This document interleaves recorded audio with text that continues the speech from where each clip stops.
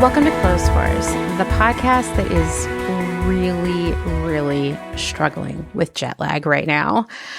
I'm your host, Amanda, and this is episode 219, recorded in my office here in Lancaster County, because that's right, I'm back home. But I wanted to give you one last episode about Japan because I did a lot of the research and writing about all of this while I was still on my trip. I just didn't have time to record it in my last few days in Japan because, I was really busy and I was really trying to live it up before I came back home. So how did I finish out my final week and a half in Japan? Well, the last time I spoke to all of you, I was in Nagasaki, where I recorded the episode about fake food. My primary reason for traveling all the way down there, which is much further south in Japan than I have ever voyaged in the past, I went down there to visit the fruit bus stops along the highway in Konagai, a small town along the Ariake Sea.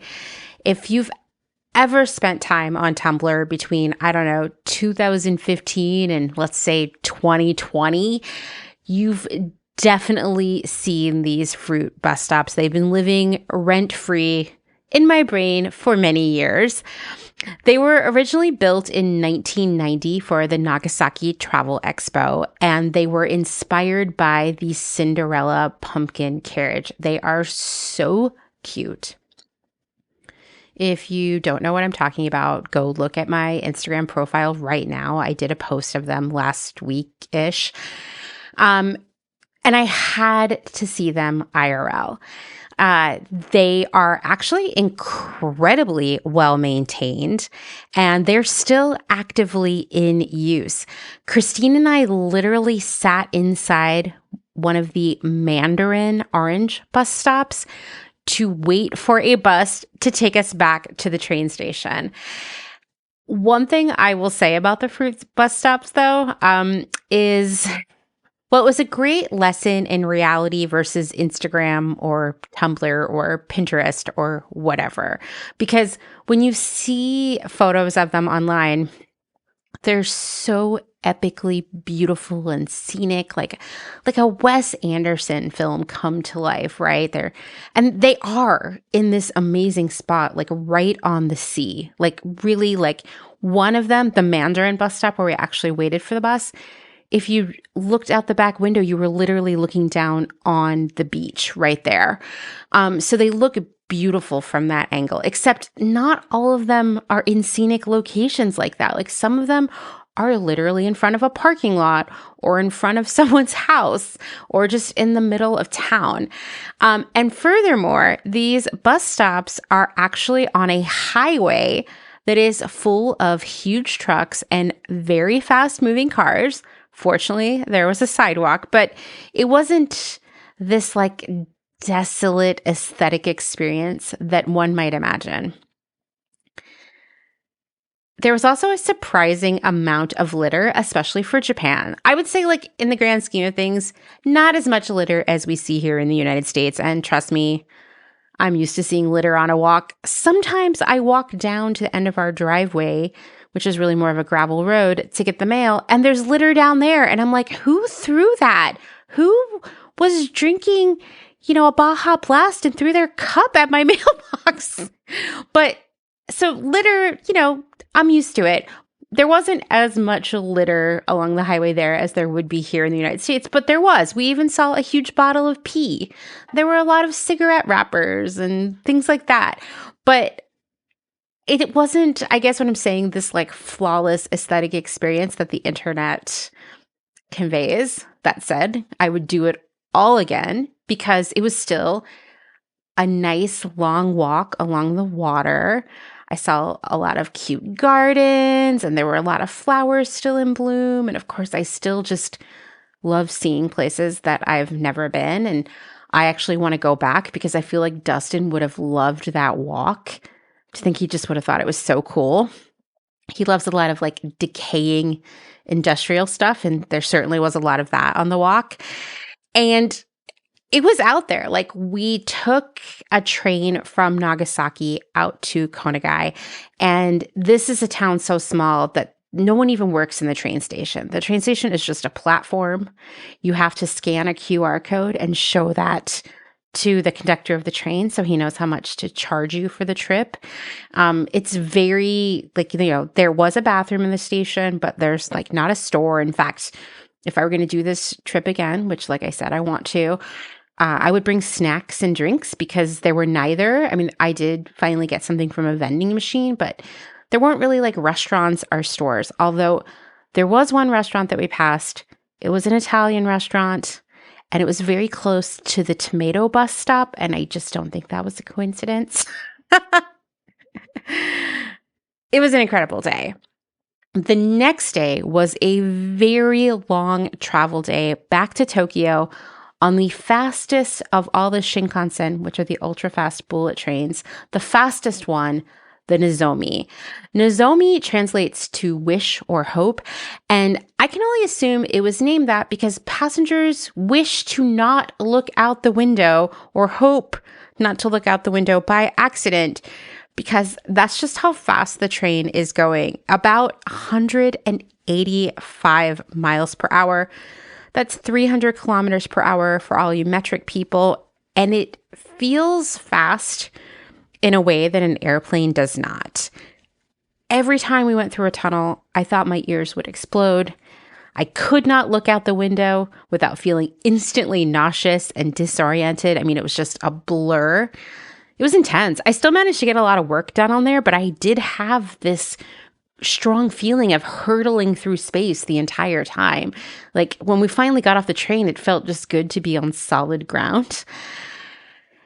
That said, it got us back to Tokyo in about 5 hours, which is pretty impressive for a distance of more than 700 miles.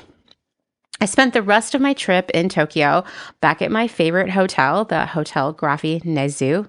Once again, best breakfast, best vibes, great neighborhood, highly recommended. I took a lot of walks through Ueno Park again, which I love. I explored some new neighborhoods, and I will tell you, I did spend one day in bed with a stomach flu, literally shivering with a fever under my blankets. At one point, I got up and put a coat on over my clothes and laid under the blanket. That's how miserable I was. But I woke up the next day feeling okay. I mean, I took some medicine. I drank a lot of liquids. I was definitely a little delirious for a while, but I rebounded pretty fast. I'm really proud of myself because I was like, I can't be sick when I go home, and I have a lot of stuff I want to do before I go, and I rallied. I finally got to visit this Hello Kitty retrospective at the Tokyo National Museum. It's the 50th anniversary of Hello Kitty. And this exhibition actually opened the day after I arrived in Japan.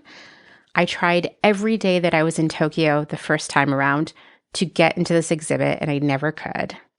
And finally, I was able to make it happen right before I left. And it was pretty cool in that, like, it was really more of a retrospective of the design of Hello Kitty over the years, which I can really appreciate. I love that cute aesthetic. I gotta say, I feel like I need to go to therapy after being there, though, because it was really crowded. People were being really poorly behaved. I don't even want to tell you what the gift shop was like, but let's just say you're only allowed to have 10 minutes in there, and people were acting like it was the last loaf of bread before a blizzard. It was pretty wild. And I lost my sunglasses in there, which were in a cute picnic wear case, and I'm very sad about that too. I spent the rest of my trip squinting because I also couldn't find any more sunglasses. It was very weird. Still, I'm glad I got to go because I would have had FOMO forever, imagining it as some wonderland. So I'm glad I got to go and at least leave knowing that I saw it. I also, on that day, I was like, okay, I'm only going to do cute things today. So I wore a really cute outfit, and, I went to the Hello Kitty thing, and then I went to Harajuku and Shibuya and looked at cute things and ate cute foods, culminating in going to a cafe that has been on my list of things I wanted to do for several years now. It's called Parfeteria Belle. That's right. It is a restaurant, a cafe, I guess, that specializes in parfaits. And you can see more about it in my saved stories on Instagram. But these are parfaits with like 30 ingredients that are as artful as they are delicious. And I got one that had a big white cat on it made of gelato, but there were many other things in there. They gave me a whole card that explained it all. And I have to say, it's one of my favorite experiences of the whole trip. And that says a lot because that trip was full of bangers. I think it was just so great because I knew that the cafe opened at 3, and I also knew that there's usually a long wait. So I just went over there at 3:10. I went in and sat down, and there were a few other tables there. Everybody was just very quietly eating their parfaits and whispering to one another, and it was so peaceful in there. And which was wild because Shibuya itself, where this was located, was the opposite of peaceful at that point. Super crowded, super loud, super chaotic. And it just felt like this oasis in the midst of all of that. And to just sit down and have this beautiful, delicious food and a really good iced coffee and read a book while I was doing so. I don't know. It was perfect. Of course, then when I went back outside to, go to the subway and go back to my hotel, I was like, wow, this is a loud and wild world that I live in, or at least I'm in right now. What else? On my final full day in Japan, I traveled to a new neighborhood, or at least new to me, to record an interview with Sushmita of Ethical Fat Fashion. It was a delight. We spent all afternoon together.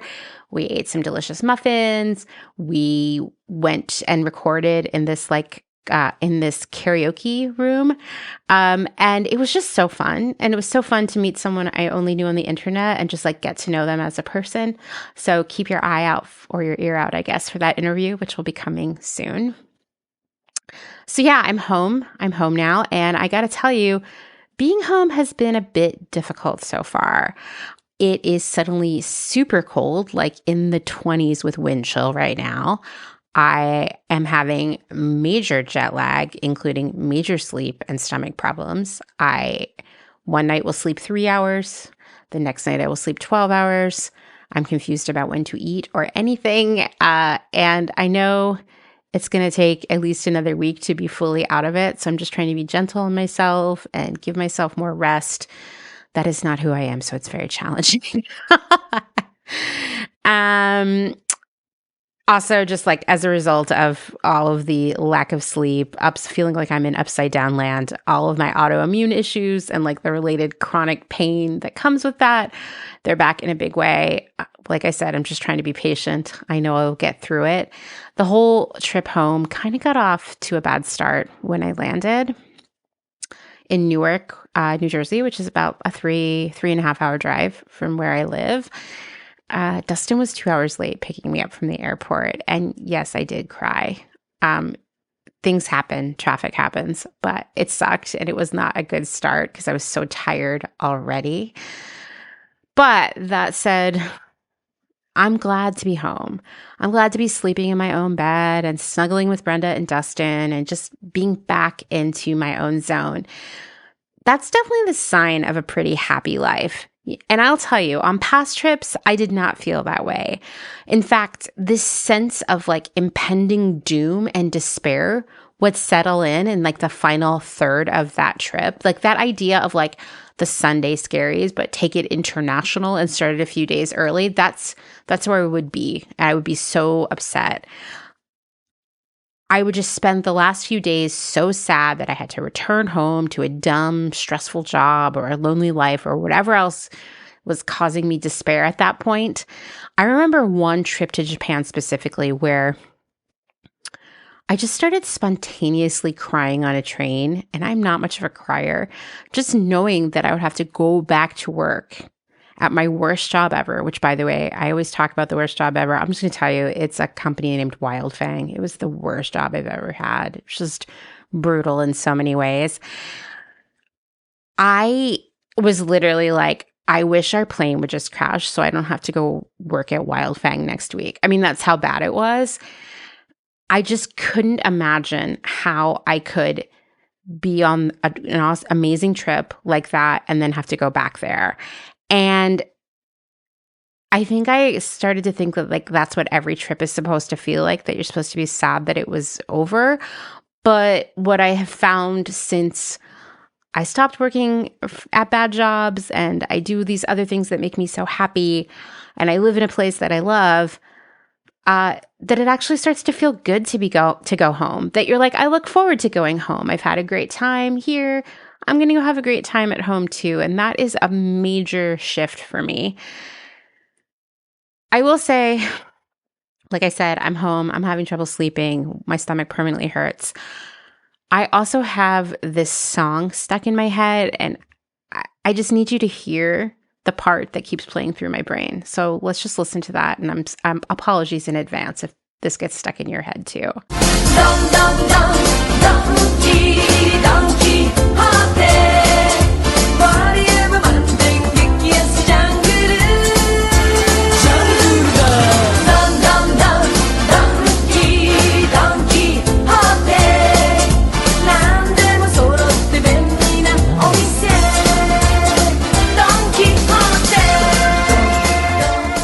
So that's the theme song for Don Quijote, which is a store that somehow blends Walmart with Spencer's Gifts, but with like way more bright lights, like literally like migraine trigger lighting, neon signage, aisles that could never, ever accommodate a wheelchair, much less a stroller. So much more stuff to buy than you would find at Walmart or Spencer's.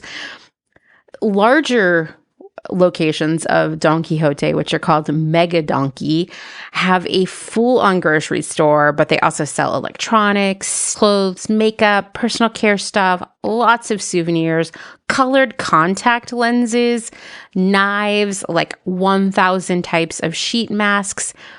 It's all there. They have a huge medicine section. After a month in Japan, I've had to go to Don Quijote, various locations all over the country, several times for motion sickness medication and contact solution and even, random electronic things. Like I needed a memory card and I needed something to charge my phone. And yeah, you just find yourself at Don Quijote way too often because they low-key have everything. There's even a section behind a curtain, of course, that is sex toys. And just imagine that song playing on an endless loop the entire time while you're back there behind that curtain. It must really add an extra layer of something when you're shopping for the perfect dildo and that's playing in the background, because it certainly adds a special layer of chaos, anxiety. I don't know, when you're just trying to find a charger for your phone.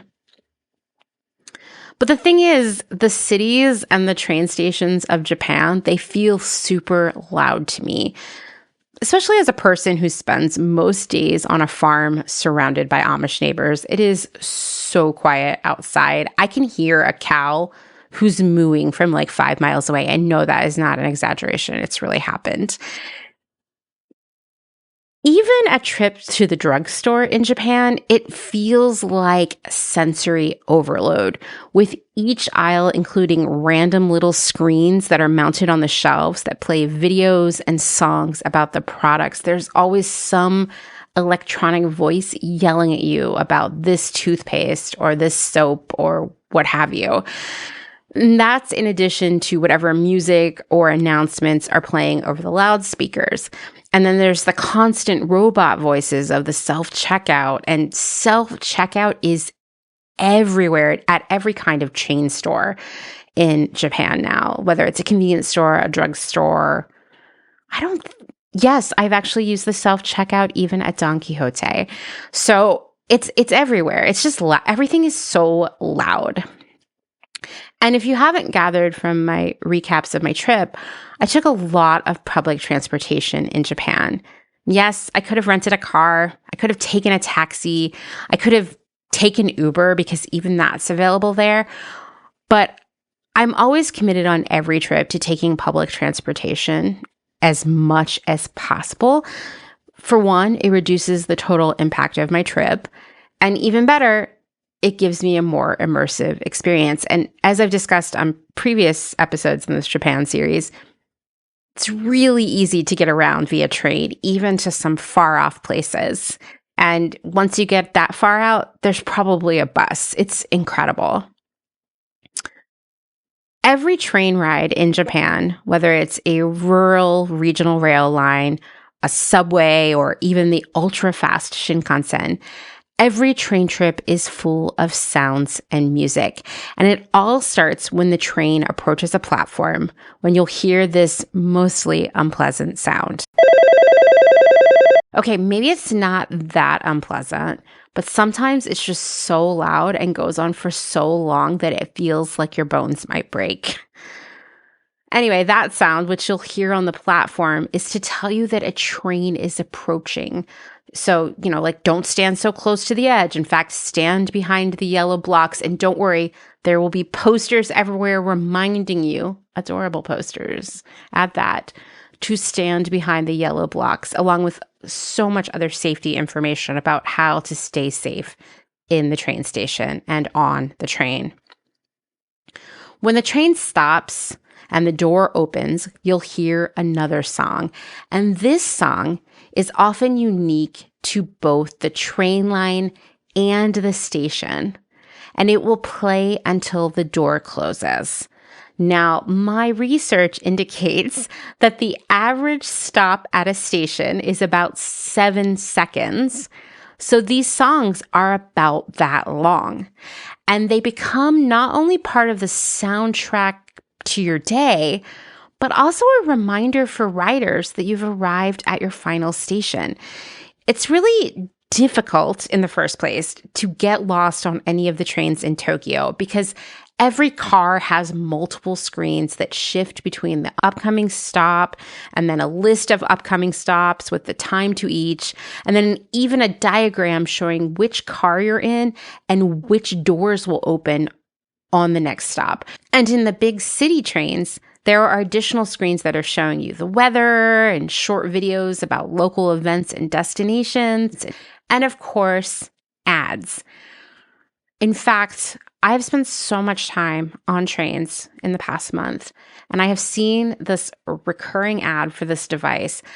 I'm going to tell you about it in a second, but when I came home, I told Dustin how I had been so beguiled by the ads for this device that I had gone to multiple stores, including Don Quijote, to look for this item, but couldn't find it. And it turned into us looking for it on the internet.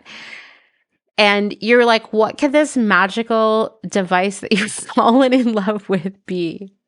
Well, it's sort of like a pitcher that you plug in and you fill it with vegetables and seasoning and broth, whatever else. And you plug it in and it just turns it into like a pureed soup for you. So listen, I already have a device for that, right? It's called an immersion blender, but this is saying like, forget about cooking it on the stove and then using the immersion blender and all that stuff. It's like, here's just your soup. And as a major soup aficionado, I fell in love with this. Well, we were calling it a potage maker. So that's what these soups are called in Japan, potage. I've fallen in love with this potage maker. I don't think I'm going to buy it. It's expensive and it's kind of a single-use device, although the ads did say you could also make smoothies and soy milk with it. Anyway, I saw that ad so many times. I was like, I kind of want this thing. So I guess I did fall for advertising. I usually like to brag that I'm resistant to it, but there you go. So anyway, there are all these screens of information and posters and whatnot in the trains. Like, it's pretty easy to find your way around. That said, on a packed train, and let me tell you, I have been on some mega packed trains at rush hour where like the only thing holding me in place, because there's nothing for me to hold on to, is the bodies of other people. And there's nothing for them to hold on to either. So my body is holding up their body as well. I mean, it's intense, right? Where you're like, wow, I've never been this close to someone I don't know well. when you're in a train that's that packed, you might not be able to see all of these screens with their potage maker ads and their maps of the route and whatnot. Or maybe you did snag a seat and you're absorbed in your phone or book. One thing that will pull you out of that focus is hearing the song for your stop. Same thing if you're jammed in with people and you can't see what's going on. You hear the song for your stop, which if you travel on this train regularly, you will know your song. You hear that song and you're like, okay, it's time for me to get off. I got to go out that door. Like this song for Ueno Station on the Yamanote line is, well, I know it way too well by now.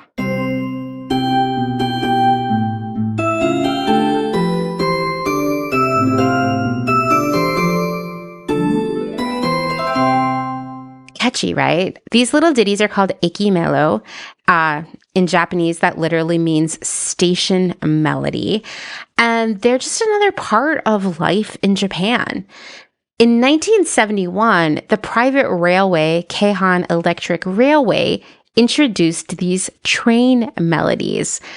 As more railways across the country were privatized after that, more of them copied this idea of eki-melo because passengers really liked them.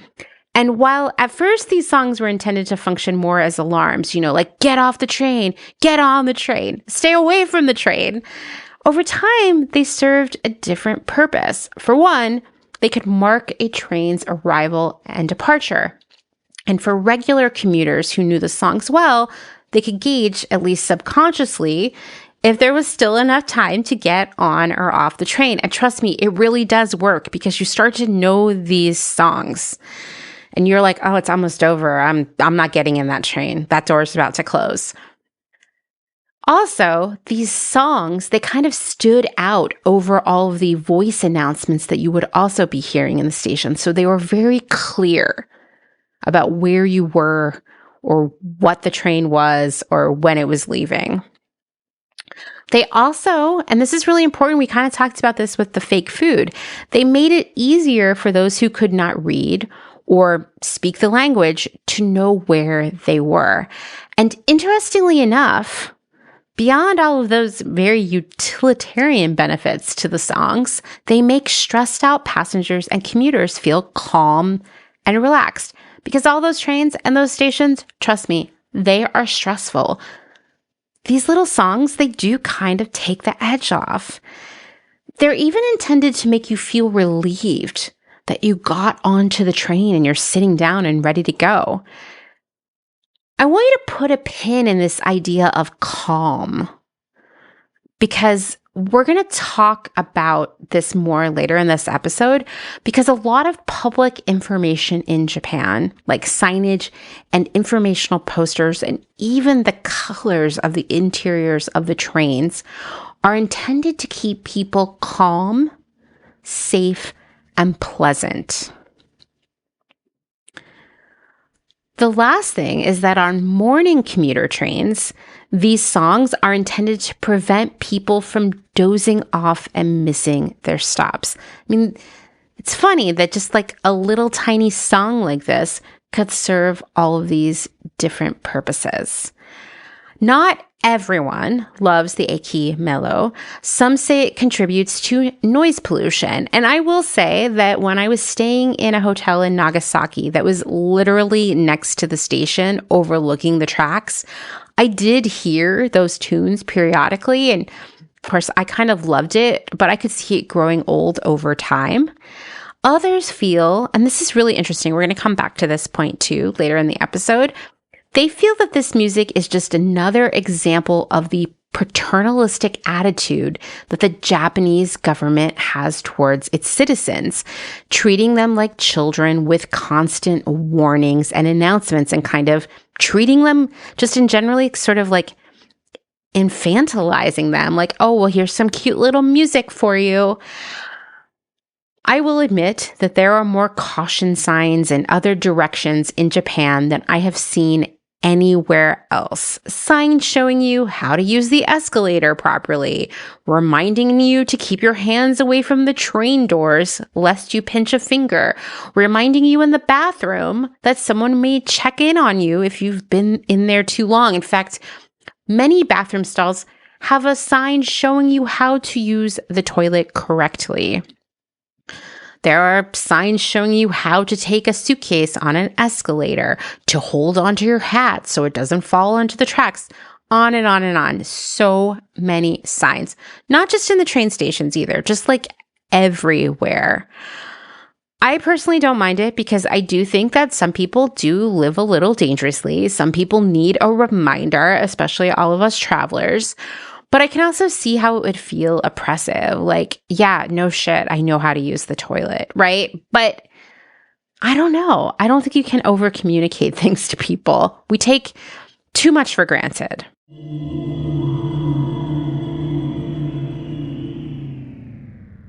Let's take a moment to thank some of the incredible small businesses who keep Clotheshorse going via their generous Patreon support. Selena Sanders, a social impact brand that specializes in upcycled clothing using only reclaimed, vintage, or thrifted materials, from tea towels, linens, blankets, and quilts. Sustainably crafted in Los Angeles, each piece is designed to last in one's closet for generations to come. Maximum style, minimal carbon footprint. Shift Clothing out of beautiful Astoria, Oregon, with a focus on natural fibers, simple hardworking designs, and putting fat people first. Discover more at shiftwheeler.com. Late to the Party, creating one-of-a-kind statement clothing from vintage, salvaged, and thrifted textiles. They hope to tap into the dreamy memories we all hold. Floral curtains, a childhood dress, the wallpaper in your best friend's rec room, all while creating modern, sustainable garments that you'll love wearing and have for years to come. Late to the Party is passionate about celebrating and preserving textiles, the memories they hold, and the stories they have yet to tell. Check them out on Instagram at Late to the Party People. Vino Vintage, based just outside of LA. We love the hunt of shopping secondhand because you never know what you might find. Catch us at flea markets around Southern California by following us on Instagram at vino.vintage so you don't miss our next event. Dylan Page is an online clothing and lifestyle brand based out of St. Louis, Missouri. Our products are chosen with intention for the conscious community. Everything we carry is animal-friendly, ethically made, sustainably sourced, and cruelty-free. Dylan Page is for those who never stop questioning where something comes from. We know that personal experience dictates what's sustainable for you, and we are here to help guide and support you to make choices that fit your needs. Check us out at dylanpage.com and find us on Instagram at dylanpagelifeandstyle. Salt Hats, purveyors of truly sustainable hats, hand-blocked, sewn, and embellished in Detroit, Michigan. Find us on Instagram at Salt Hats. Gentle Vibes Vintage. We are purveyors of polyester and psychedelic relics. We encourage experimentation and play not only in your wardrobe, but in your home too. We have thousands of killer vintage pieces ready for their next adventure. See them all on Instagram at Gentle Vibes Vintage. Thumbprint is Detroit's only fair trade marketplace, located in the historic Eastern Market. Our small business specializes in products handmade by empowered women in South Africa, making a living wage, creating things they love like hand-painted candles and ceramics. We also carry a curated assortment of sustainable and natural locally made goods. Thumbprint is a great gift destination for both the special people in your life and for yourself. Browse our online store at thumbprintdetroit.com and find us on Instagram at thumbprintdetroit. Vagabond Vintage DTLV is a vintage clothing, accessories, and decor reselling business based in downtown Las Vegas, Nevada. Not only do we sell in Las Vegas, but we're also located throughout resale markets in San Francisco, as well as at a curated boutique called Lux and Ivy, located in Indianapolis, Indiana. Jessica, the founder and owner of Vagabond Vintage DTLV, recently opened the first IRL location located in the Arts District of downtown Las Vegas on August 5th. The shop has a strong emphasis on 60s and 70s garments, single-stitch tees, and dreamy loungewear. Follow them on Instagram at Vagabond Vintage DTLV and keep an eye out for their website coming fall of 2022.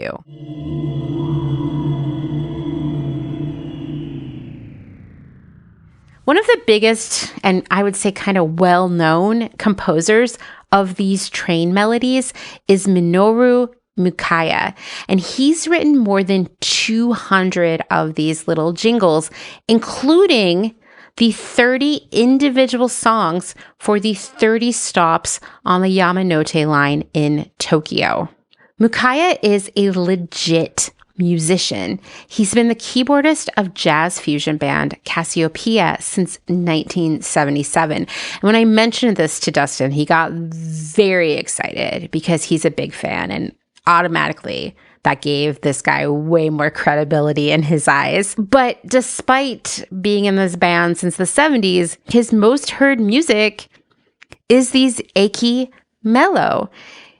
He even has concerts where he only plays these train songs, and people love it. It's actually a really good job for him because in addition to being a musician, he's a major train head, okay? He's also the CEO of a company that produces professional train simulators for Japanese transit systems. And he's even worked on video games that are based on driving trains. He loves trains, which I get. I think I love trains. Mukaya says a few things are essential to a good eki-melo. It should be comforting and easy listening. So no distortion pedals or feedback.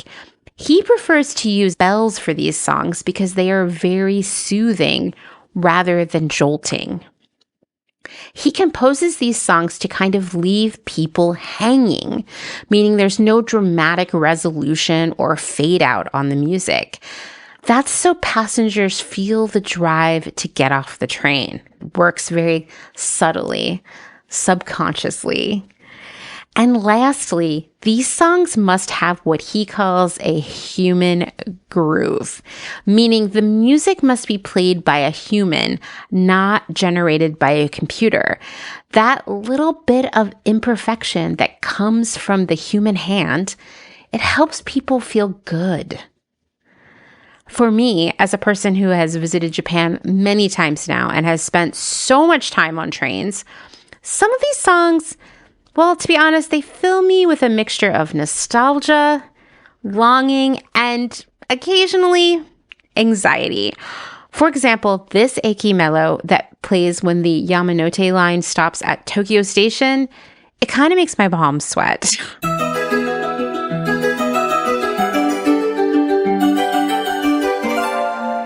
It's a cute, soothing song, right?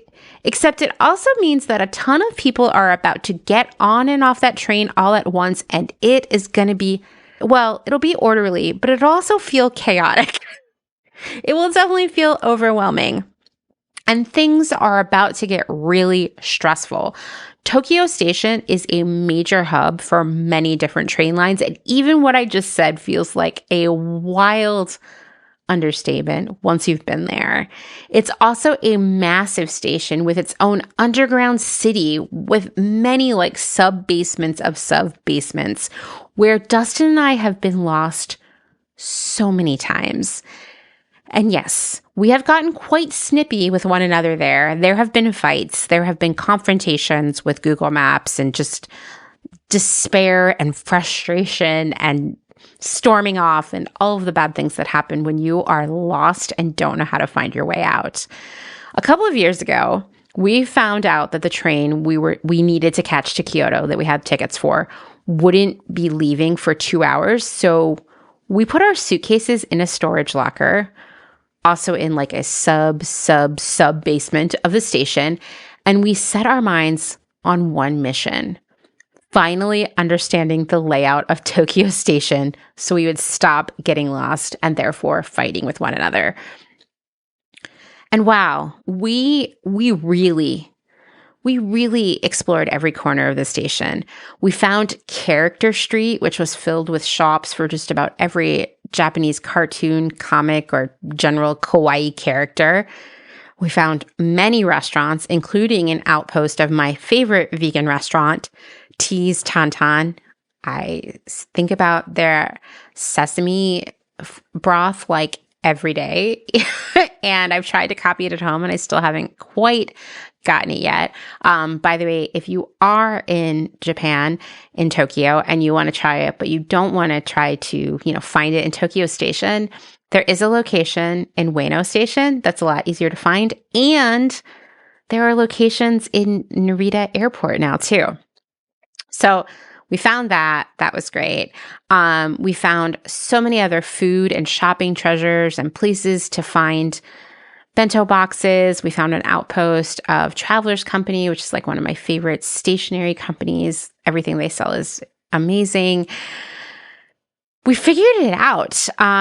We also, Dustin did accidentally order 2 coffees and then have to chug them in the doorway of a bookstore in the train station. That still makes me laugh. The memory of the sight of him with these 2 little tiny coffees in one in each hand, trying to drink them as fast as possible. Whatever we did that day, whatever we figured out, it worked, because I will tell you that on my last trip, the one I just came back from, I was able to get in and out of the station without finding myself wandering in circles. And that's a really big deal. It was such time well spent. I mean, I'll tell you, generally when I think about Tokyo Station, I immediately feel like super overheated because it's hot and you have a coat and a suitcase and blah, blah, blah. And I also feel just so lost, instantly lost. So what a good investment of our time. Another standout for me is the music for Napori, the stop before Ueno and home of a cute cat town neighborhood. It's called a cat town because a lot of stray cats live there. The community takes care of them. Trust me, these cats look very well fed, very healthy. They're living their best life. This cat town is so popular that there's actually an entire cat-themed shopping district there. And if you're lucky, and you go over there, generally in the morning, I would say is the best time, you'll actually see some of the cats that live there, and some of them will even let you pet them. There's also a huge cemetery full of enormous crows. You know I'm a big fan of the crows. I'm also goth in my heart, so I love walking through a cemetery. And that stop, Napori, is actually walking distance from the Hotel Graffi Nezu, my favorite hotel. And along the way, I get to pass a Denny's, which by now you know I love Denny's in Japan. I also get to pass a huge 7-Eleven that has this massive magazine section. This is a landmark to me. These are the things that get me excited. So sometimes I would just get off a stop early at Napori just to do that walk back. And also, the station song for Napori is kind of my favorite one of all.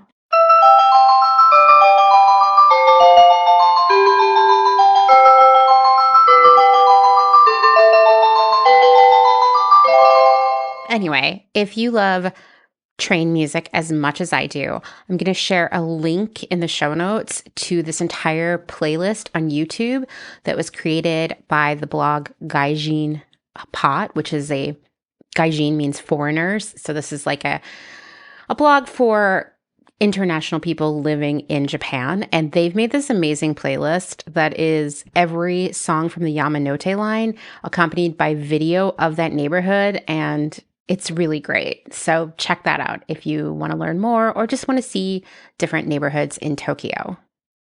Okay, abrupt subject change here. Well, it all ties into what we've talked about so far, but it's going to feel abrupt, so brace yourself. I want you to close your eyes and picture a traffic cone. We really have some good times together, don't we? Okay, this traffic cone. It's neon orange. It's pointy. That's about it, right? But it sends you a message. It says, caution, or don't park here because I just shoveled tons of snow out of this spot.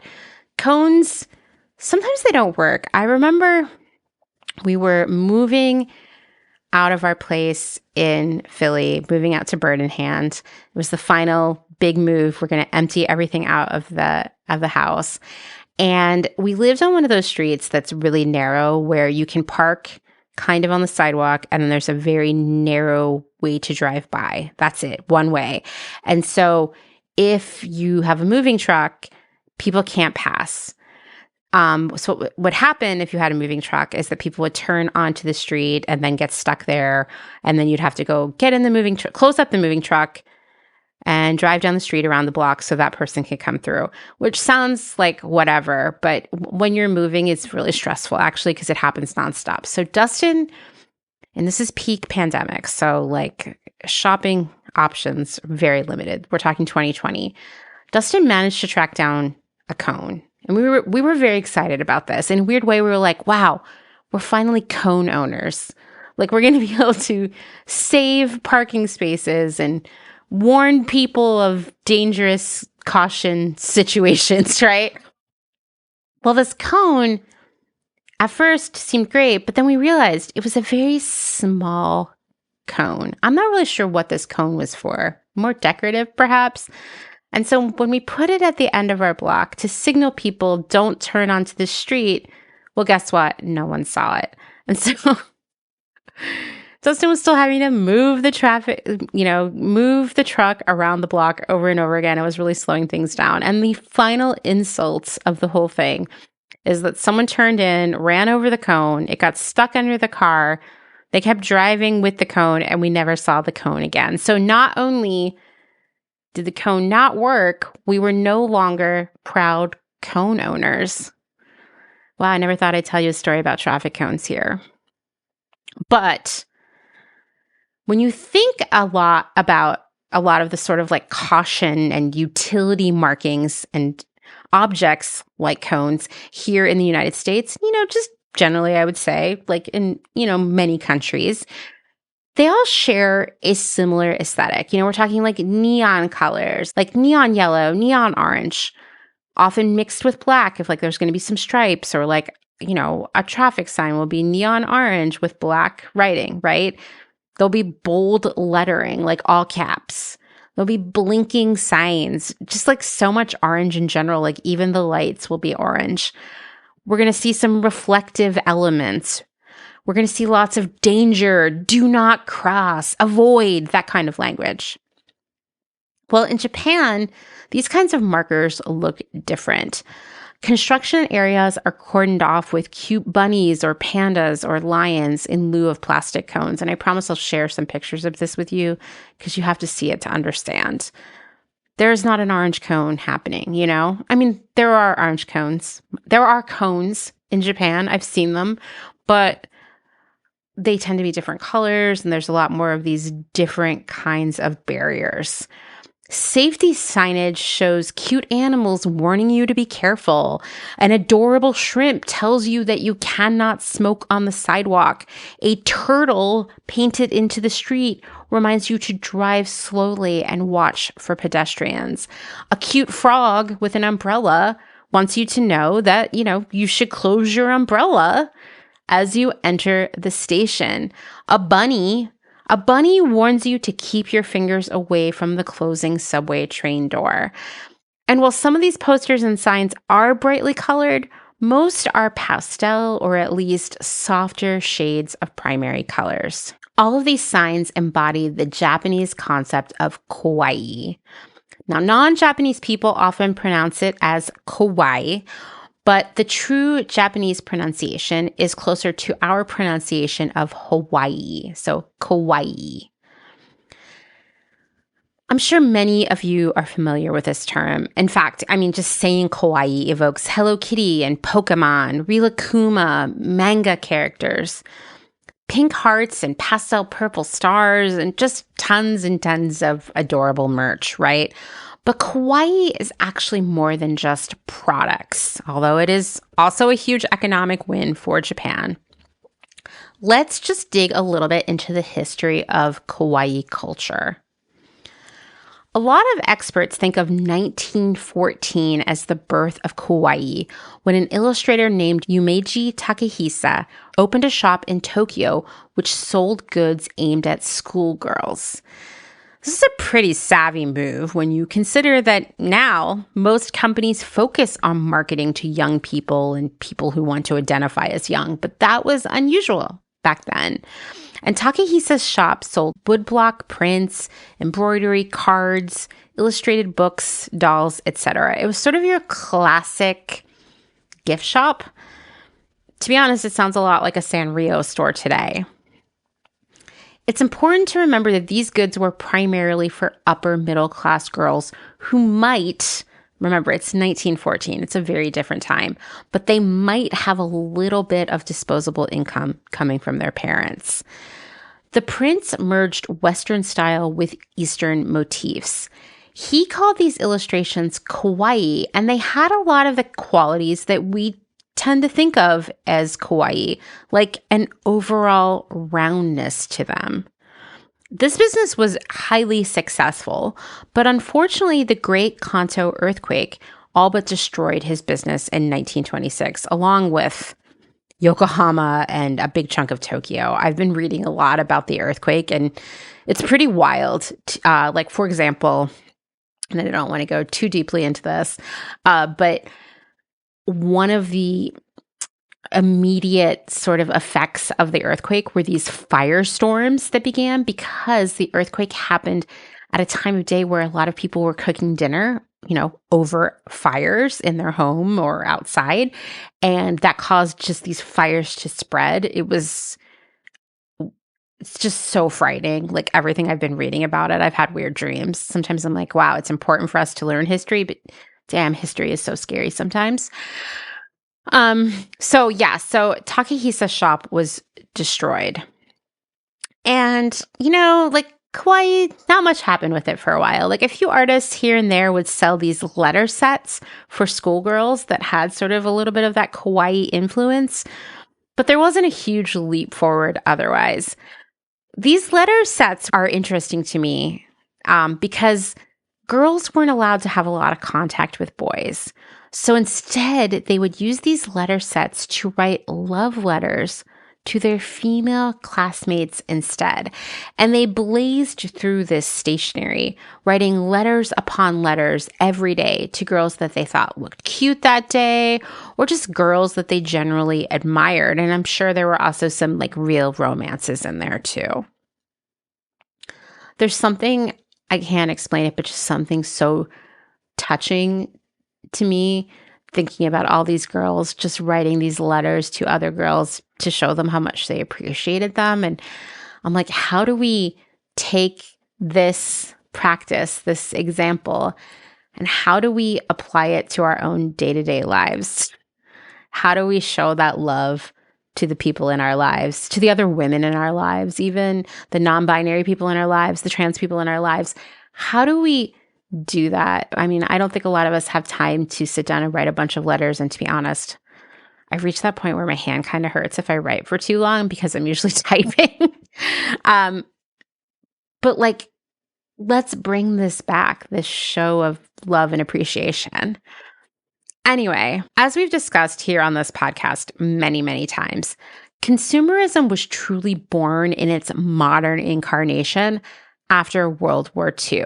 That was the case here in the United States, but even Japan saw a massive cultural shift after the war, a little bit later, more like the late 50s and the 1960s. And girls and women were impacted the most. Previously, Japanese women had to mature and become adults very quickly. They were encouraged to have a lot, and I mean a lot, of children to provide a labor force and new soldiers. In fact, before the war, the average Japanese family had 7 to 10 kids. Much like here in the United States, when the men went off to fight World War II, the women had to work. But unlike the US, the immediate period after the war was brutal in Japan. Also, the war was brutal in Japan, whereas Americans, unless they were actually in the military, they didn't see any of the real fighting, right? They didn't deal with bombings and just the terror and hardship of war in the same way at all, right? Japan actually lived through it. Or Japan actually bore the brunt and saw the ugliness of war firsthand. Life in Japan post-war was marked by extreme devastation. Widespread air raids left the larger cities essentially in rubble. Of course, Nagasaki and Hiroshima were on a next level of suffering. Everyone was grieving the loss of loved ones in the war. There were shortages in food, medicine, any daily essential item. The economy was heavily damaged. It was a terrible time. And it's like my brain can't even fully compute the weight of just the collective trauma and loss of the Japanese people. The United States led the Allied occupation of Japan that lasted from 1945 to 1952. And a lot of this effort was spent rebuilding the country, rebuilding the government, dismantling the military. But it also brought a major cultural shift, with Western ideas around music, fashion, and even day-to-day life becoming integrated into Japanese life. We talked in the last episode about even American food becoming a trend in Japan during this time. But one of the many cultural shifts that happened was the idea of childhood and teenagerhood. In the US, companies were finding that the boom of new children and teenagers after the war was a major cash cow. Children could be sold toys, games, cereal, and candy, and teenagers bought records, magazines, trendy clothes. A few episodes ago, I told you that even the sewing industry was like, here's a whole new generation of sewists. Let's sell them sewing machines. Let's sell them patterns. Let's sell them sewing classes. Let's tell them that sewing is so cool and, get them on board so we have them forever. This idea of childhood and teenage years being less about work and more about learning and fun and, the best years of your life, that kind of thing, it was making its way to Japan by the 1960s. Kids didn't have to grow up as fast. That included girls. And while gender roles remained the same as always, girls weren't becoming wives and mothers quite as young. Suddenly, they could have hobbies and interests. And just like in the United States, this was encouraged because it was an economic boon to sell to kids. We see the rise of shoujo manga, basically romantic comics for girls. And they began to blow up in the late 50s. We're talking the very kawaii aesthetic of big eyes, round faces, feminine details. This industry allowed women artists previously stuck at home to have careers drawing and even steering culture. This is a big deal. Another strange thing began to happen in the 70s. Schoolgirls began adopting this kawaii form of handwriting with cute rounded shapes and doodles. We're talking hearts, stars, emoji. This cute handwriting was called maruji, round handwriting, or even cuter, konekoji, which is kitten handwriting. The thing is, this kind of writing was forbidden. It's important to remember that Japanese society at this point was really rigid. Conformity was reinforced constantly. Even adorable handwriting was actually a significant act of rebellion. But this was the beginning of a youth-driven cultural movement that changed just about every aspect of culture. And it made more people determined to be individual. Ironically, years later, this style of writing with a mix of letters and cute symbols, along with that roundness, actually would become the way to sell products to young people. You see it in so much packaging and marketing everywhere you go, even in those ads on the screen in the subway that sell you potage makers. This is like the go-to advertising direction. And This cute style of handwriting is considered the origin of something you use every day, which is emoji. The cute little images and symbols that these teenage girls were using, like hearts and smileys and stars, they were the original inspiration for emoji.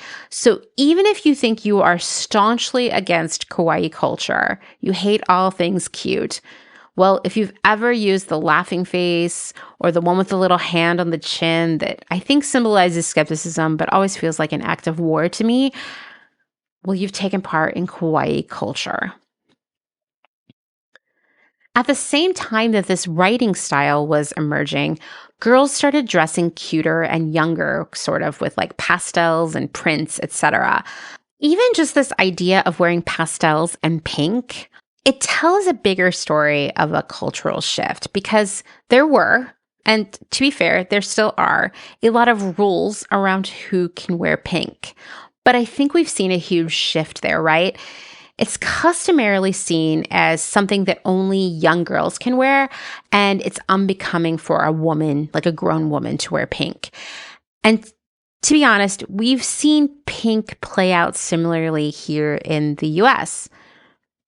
Thanks to the millennials and their supposed undying love of millennial pink, it's now a more acceptable color for adults to wear. But in the past, a grown woman who was really into pink, like think Paris Hilton or Elle Woods in Legally Blonde, they were seen as not very intelligent, maybe a bit eccentric or childish. But in the 80s, it became more acceptable for adults in Japan to maybe wear pastels and engage in that kawaii aesthetic and culture. It was fine for adults to buy cute things for themselves, to wear cute accessories, to embrace their sort of inner child. And really, this idea of people of all genders and ages wearing pastel and loving cute things, this was and is a radical shift from the gender roles and expectations around age and adulthood in Japan, and honestly, most of this world. Like, I can't help but think that in the wake of this most recent election, when Americans showed again that they think women have no value, I am reminded of how powerful pink and cuteness and anything feminine can be in a world that rejects these things. That said, kawaii culture is both a part of Japanese day-to-day life and a driver of the economy. Opportunities abound in Japan for buying cute trinkets. Seriously, I even saw machines on the train platforms where you could buy blind box things, paying with your transit card. There's always a place to shop in Japan. I've done a lot of reading and reflection on this, and I think part of it is like people don't shop online to the degree that we do here. They shop IRL. And, honestly, like if Shein and Temu and Amazon were IRL places where we shopped to the degree that we do here, this country would be one big mall, right? So seeing all these opportunities to shop in Japan doesn't make me think like, oh, Japanese people buy more stuff per se. I'm not saying they buy less stuff either, but wow, you can buy a lot of cute trinkets really easily in Japan. The first time we went, it was like overwhelming to me. And now I think I have a higher tolerance and resistance towards it, but it's pretty beguiling when you first get there. I see constant posts on the Japan travel tips subreddit that tell people that what they should do, because they just did this, is go on your trip with 2 empty suitcases, don't bring anything, and just buy everything you need and want while you're there, and go home with 2 full suitcases. And obviously, I'm not a fan of that advice. But I also see how if you've never been to Japan before, you would be like, oh my God, I am just shopping all the time and it's so easy and I want everything because it looks different than what I see at home.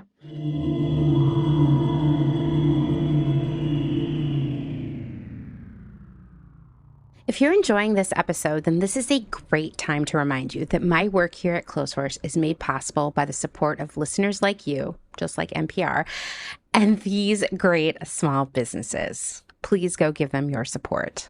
Blank Cass, or Blanket Coats by Cass, is focused on restoring, renewing, and reviving the history held within vintage and heirloom textiles. By embodying the love, craft, and energy that is original to each vintage textile as I transfer it into a new garment, I hope we can reteach ourselves to care for and mend what we have and make it last. Blank Cass lives on Instagram at blank_Cass, and a website will be launched soon at blankcass.com. Located in Whistler, Canada, Velvet Underground is a velvet jungle full of vintage and secondhand clothing, plants, a vegan cafe, and lots of rad products from other small sustainable businesses.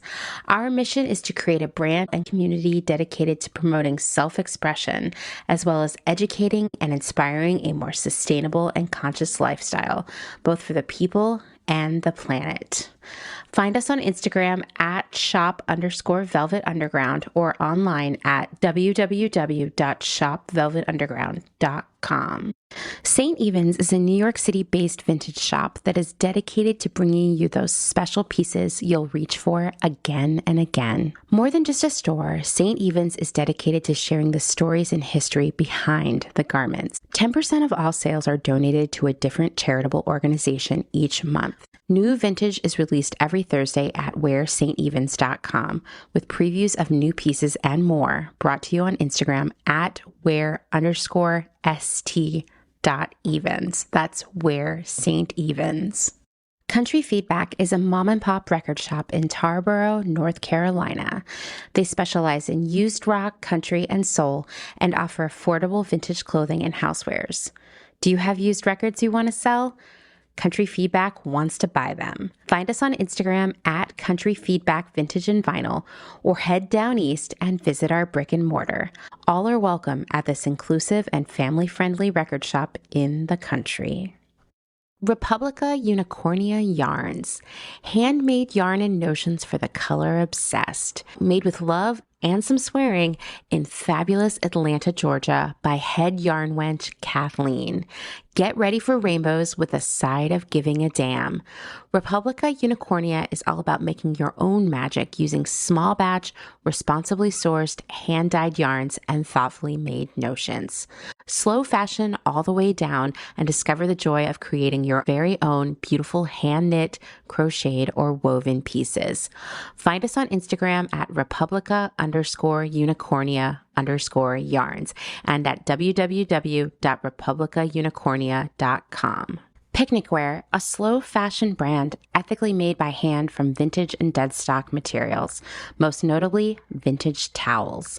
Founder Danny has worked in the industry as a fashion designer for over 10 years, but started Picnic Wear in response to her dissatisfaction with the industry's shortcomings.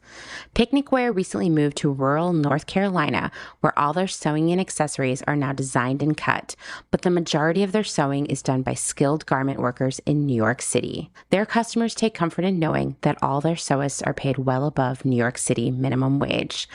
Picnic Wear offers minimal waste and maximum authenticity. Future vintage over future garbage. Cute Little Ruin is an online shop dedicated to providing quality vintage and secondhand clothing, vinyl, and home items in a wide range of styles and price points. If it's ethical and legal, we try to find a home for it. Vintage style with progressive values. Find us on Instagram at Cute Little Ruin. Is there a little bit of Italy in your soul?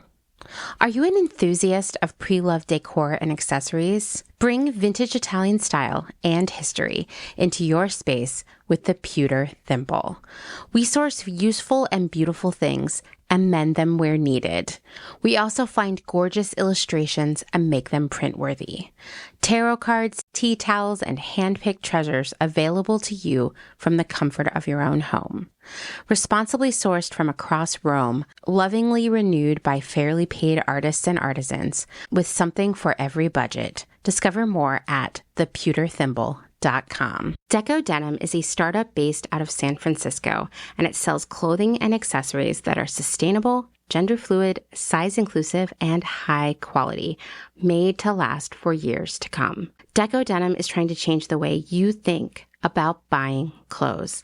Founder Sarah Mattis wants to empower people to ask important questions like, where was this made? Was this garment made ethically? Is this fabric made of plastic? Can this garment be upcycled? And if not, can it be recycled? Sign up at decodenim.com to receive $20 off your first purchase. They promise not to spam you and send out no more than 3 emails a month, with 2 of them surrounding education or a personal note from the founder. Again, that's decodenim.com.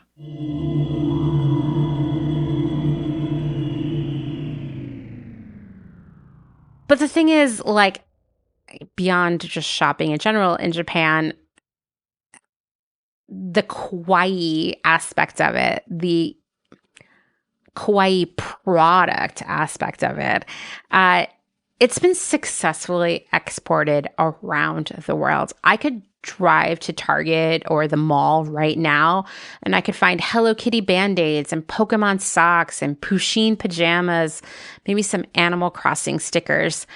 There are like an uncountable number of Hello Kitty product collabs and merch options at just about every store right now. And to be honest, the merch aspect of it all, the overconsumption of it all, it depresses me. It gives me anxiety.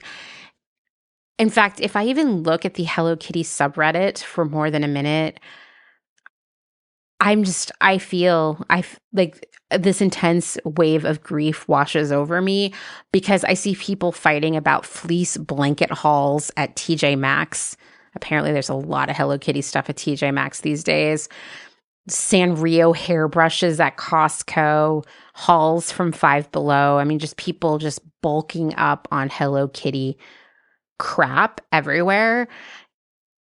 I mean, there's a lot of mad money to be made in making and selling kawaii stuff. And I mean, like, everywhere in the world at this point.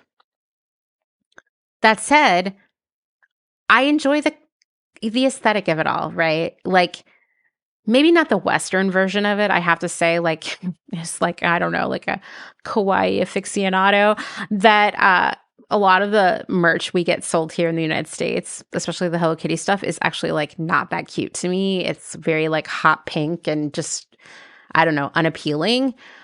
But the actual day-to-day use of kawaii aesthetic in Japan on like signage and posters, all those animal-shaped traffic cones, it delights me.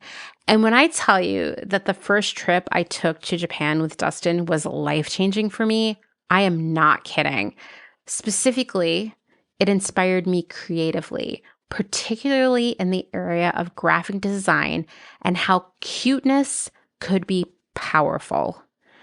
It's really the jumpstart for the entire aesthetic of Clotheshorse, even if that trip came years before the actual launch of it, because it made me start thinking about it. And it made me start exploring it and looking at art and color in a really new way.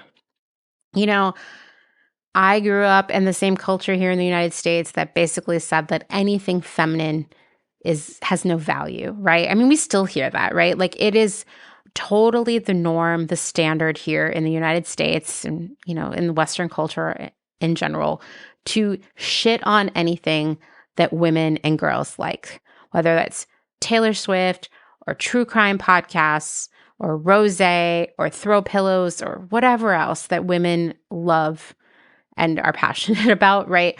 We have to show up and say it's not good. And there was even this pressure I remember feeling around 4th grade where you couldn't like things that were pink. You had to say like you liked blue or green because that meant you were smarter and cooler and more interesting. You were a cool girl. You were going to eat hot dogs and know things about sports or whatever it was, right? All of that was just to like prove something to men and boys. It's really silly. And coming up in that culture where, you know, you can't like romantic comedies and be intellectual or enjoy music from the Lilith Fair without just being, I don't know, having bad taste, whatever the general thought was there.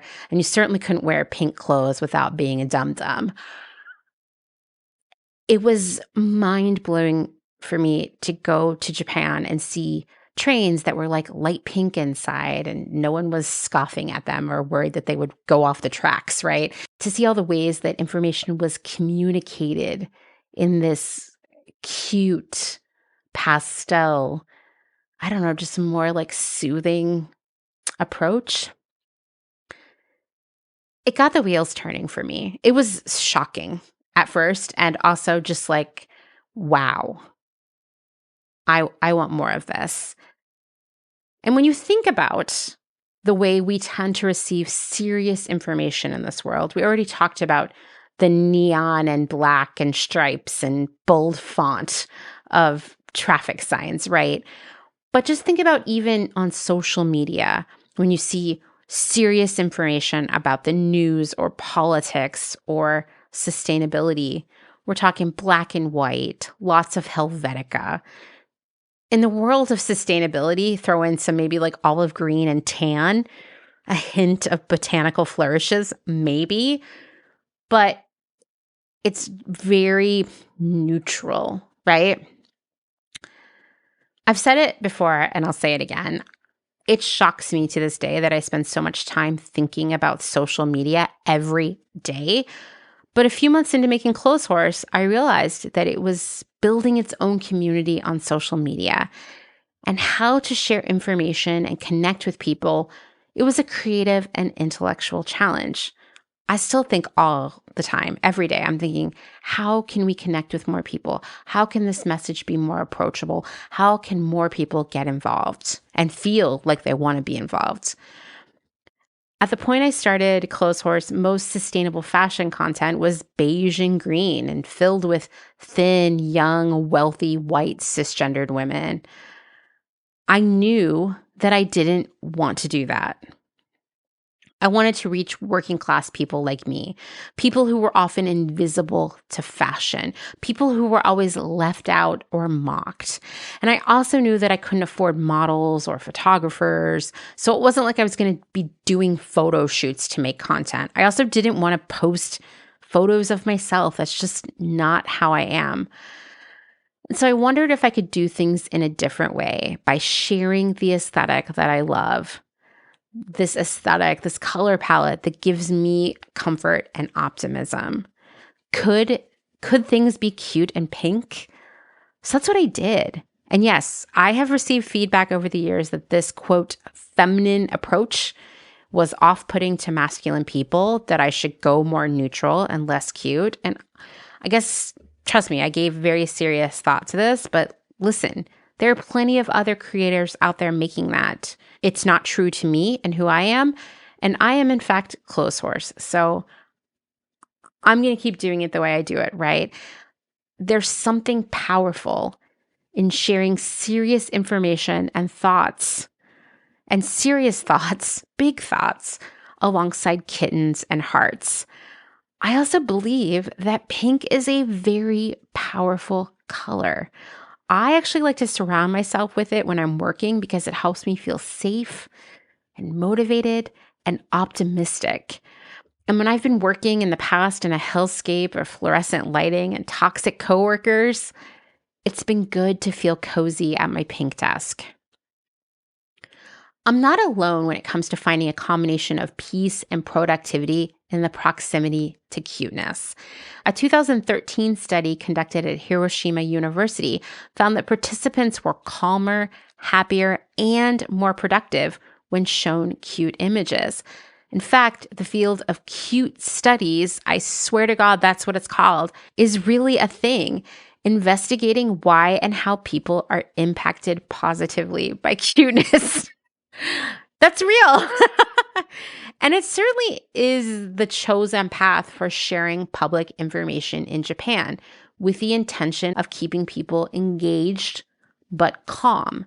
Now, of course, this decision is not without its critics. Much like the eki-melo tunes on all the trains, some people feel that showing people cute signs and painting the train interiors pink, it just reinforces a paternalistic approach from the Japanese government, treating the Japanese people like children who must be herded and watched and coddled with cute things and soothing colors and cute songs. And beyond that, kawaii as a fashion and social trend pressures women to stay young and feminine, reinforcing the gender binary and, of course, everyone's favorite, ageism, which I can also see. I think where cuteness becomes a radical statement is when we remind the world that something shrouded in pink can be intelligent, important, and valuable. That cuteness or even femininity doesn't mean stupid or silly. That these things are a choice, and choosing them doesn't make us less of anything. I always give Clotheshorse guests a pep talk before we start recording. And yes, it includes things like, I will edit out all burps and farts. But I also say this, don't worry about saying like or Don't worry about vocal fry or your voice being too soft or high pitched.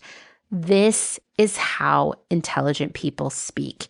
And we're here to challenge all of the tired patriarchal ideas of what intelligence sounds like, how serious information is delivered, and what radical thought and revolution looks and sounds like. So I'll keep sharing cute graphics with serious information, and I'll keep wearing pink because that's who I am. And if you're more of a wearing all black or all gray or only red or whatever kind of color palette you like, that's fine too, because all of these are valid and important. I could talk about cute shit and kawaii culture for hours. Like, don't even get me started on Japanese mascot culture. That's an entire episode for another time. But that's all for this week. I hope you enjoyed the Japan episodes and you weren't too annoyed. But if you were like, please stop, I hate this. Well, one, thanks for listening to this all the way to the end. But two, I'll be back next week with some more standard Clotheshorse style content. Until then, thanks for listening to another episode of Clotheshorse. Written, researched, edited, hosted, all the things by me, Amanda Lee McCarty. And yes, I am wearing a pink sweatshirt and a pink skirt and a pink hat while I'm telling you all this stuff. If you'd like to support my work financially, there are many ways you can do that. You can find them all in the show notes at my website, clotheshorsepodcast.com, or in my profile on just about every social media platform where I live as Clotheshorse Podcast. If you liked this episode, if you had a good time, please leave a rating, a review, subscribe, tell your friends, all of those things. They all help to get Clotheshorse out to more people. I also want to let you know I'm back. I'm shipping out stickers. The iron-on transfers are on their way, so go check out all the new designs from me and Dustin. You can find those at clotheshorsepodcast.com. Buying those items helps, pay for my work, and I really appreciate it. Lastly, but never leastly, thank you to Justin Travis White for our music and our audio support, and I will talk to you all next week. Bye!